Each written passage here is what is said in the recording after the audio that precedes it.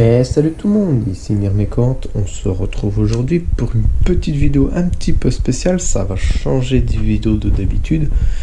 Ça va être un nouveau concept que je vais essayer de faire sur la chaîne et voir si ça vous plaît. N'hésitez pas à me dire en commentaire si cela va vous plaire.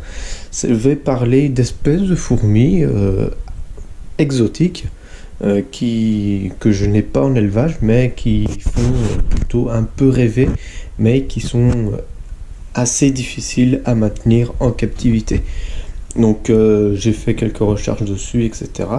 Et je comptais vous parler de la fourmi argentée du désert, plus précisément la Cataglyphis bombicinus. Si je ne me trompe pas. Donc, cette fourmi-là a la spécificité d'être de la famille des Formicidae.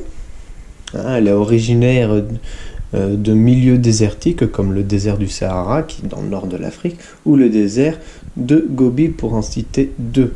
Mais elle est présente dans plusieurs milieux désertiques, donc vraiment dans des milieux extrêmes, vraiment très très chauds. Donc c'est une petite fourmi qui peut avoir des colonies aussi grandes, aussi populeuses, entre 3000 et 5000 individus de ce que j'ai vu, de mes recherches. Elles sont assez petites, les ouvrières peuvent être entre 4 et 12 mm pour les plus gros majors, mais la reine, les gines, peuvent atteindre 13 mm, de 11 à 13 mm pour la gine. Donc c'est une espèce essentiellement, elle peut être grandement polygyne, jusqu'à 12 gines dans la même colonie. Donc je ne sais pas si vous vous rendez compte, mais c'est vraiment énorme. 12 gines dans la même colonie, ça en fait des œufs par jour. Donc donc vu que c'est une espèce qui vit dans le désert, elle a quand même quelques spécificités, notamment d'avoir un nid sous la surface du sable, parce que sinon la chaleur du désert ne leur permet pas de tenir vraiment très longtemps dehors, à peine 10 minutes sur le sable, car sur le sable dans un désert, sachant peut-être que dans l'air il peut faire 25 voire 30 degrés, mais sur le sable il fera facilement 80 jusqu'à 85 degrés. Donc pour vous dire, pour les insectes et tout, c'est plutôt mortel. Cette fourmi là, elle sort essentiellement la journée au point le plus chaud. Pourquoi? Parce qu'elle est quand même sujette aux proies. C'est une proie à plusieurs prédateurs, dont les lézards, d'autres insectes, etc. Donc c'est pour ça qu'elle sort au point les plus chauds, là où il y a le moins de danger pour elle. Donc pour se prémunir de cette chaleur, elle a plusieurs atouts, dont un atout plutôt particulier, c'est des petits poils triangulaires qui lui donnent sa magnifique couleur dorée brillant, que l'on peut apercevoir avec une bonne luminosité, et ces petits poils peuvent réfléchir jusqu'à 98% de la lumière du soleil, ce qui permet de maintenir quand même une bonne température corporelle et éviter de cuire tout simplement. Mais bon, malgré cela, il faut savoir quand même qu'elle peut tenir que 10 minutes maximum en dehors du nid, parce que sinon elle finit carbonisée directement. Forcément, à 80 degrés, on peut pas, n'importe quel animal ne peut pas rester dans ces conditions extrêmes. Autre chose également, elle a un autre atout pour se prémunir contre la chaleur, c'est sa vitesse. Sa vitesse, elle la maintient, elle la tient due à une course particulière. C'est une course sur 4 pattes. Et oui, elle court sur 4 pattes et non 6 pattes. Comme ça lui permet d'être plus loin du sol, donc être un peu plus à la fraîcheur. Donc on peut, à titre informatif, elle court jusqu'à une vitesse de 1 mètre par seconde. C'est énorme. En gros, à l'échelle humaine, ça représente à 300 mètres secondes. Et si je convertis en km/h, ça fait 1080 km/h. Donc c'est vraiment énorme. Elle dépasse la vitesse du son, carrément. Donc pour vous dire, si elle devait se mettre à courir, qu'elle était humaine, elle ferait un énorme boom, on l'entendrait vraiment partout.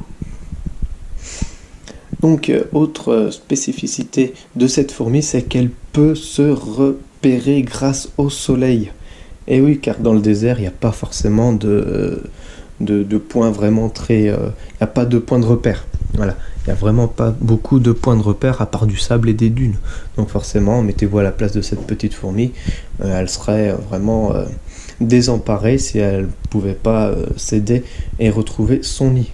Donc elles peuvent aller quand même jusqu'à 600 mètres du nid grâce à cette technique que je vais vous expliquer maintenant.